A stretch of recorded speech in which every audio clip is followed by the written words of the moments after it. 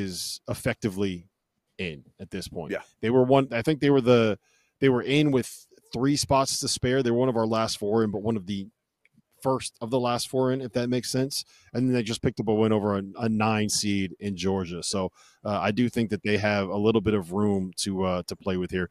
Mike, Ohio State is 17-15. Their net is 37. They have good predictive metrics. Their resume metrics are okay. They average out to like 42 or 43. They beat Maryland. They beat Kentucky on a neutral. They won at Purdue. They don't have anything worse than a quad 2 loss, but they're 9-15 against quad 1 and 2 opponents and 17-15 overall. I personally speaking, I cannot advocate for a team that is 2 games over 500 to be able to be in the NCAA tournament when there are teams elsewhere like a VCU, programs at that level that are not going to get in when they're putting up 26, 27, 28 win seasons. Give me UC San Diego. Exactly. In a heartbeat. Yeah. I don't know if I've ever asked you that, Mike. Where do you stand on that? On Ohio State or on UC San Diego? all of the above. Let's start with Ohio State. So, yeah, Ohio State, look, they do. Like, their 3 big wins are better wins than resume wins than I think a lot of Big Ten teams could say at this point. But there's something to be said. If you lose 7 of 11 heading into Selection Sunday, I mean, it's going to be really hard to overcome that. Like today, being there up close, you can feel it. I think, and I lived it. 2 of my years at Illinois, we were squarely on the bubble. We won 19 games and we just hovered around that bubble. It's a miserable place. It's an absolutely miserable place because everything is magnified. And it's like almost counterintuitive where the teams that push their way off the bubble in the right direction are actually the teams that, can find a way to play loose and play free of mind. And watching that up close today with Ohio State, like there was just a lot of weight in every turnover and every missed shot. And then that affected the defensive end where Iowa just, spread them out and got anything they wanted.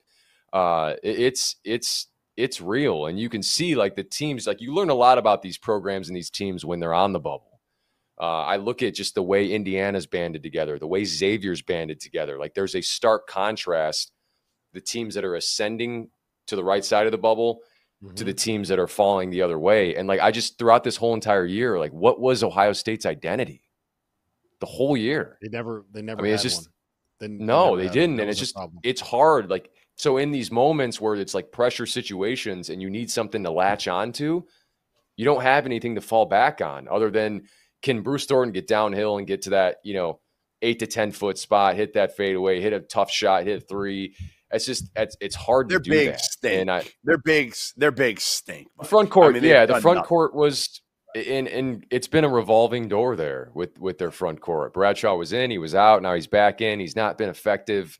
Sean Stewart, talking to some people at the game, it's like, well, we had high hopes for Sean Stewart. Sean Stewart's a role guy. Right.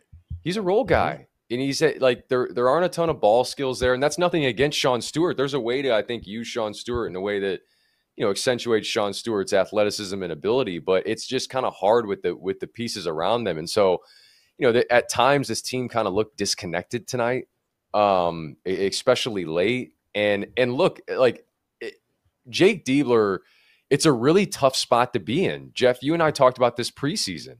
Like, it's just like, how set up for success was he really, like taking over as a head coach at this program this early in his career, just with how things went down last year? Was it kind of lightning in a bottle? Was it not? I know he's well respected. I know the players like him, the former players like him. I know like a few coaches on that staff. Jamal Walker coached me at Illinois. He's a hell of a coach. Taylor Battle is a hell of a coach. It's just for whatever reason, the group just didn't seem to connect this year.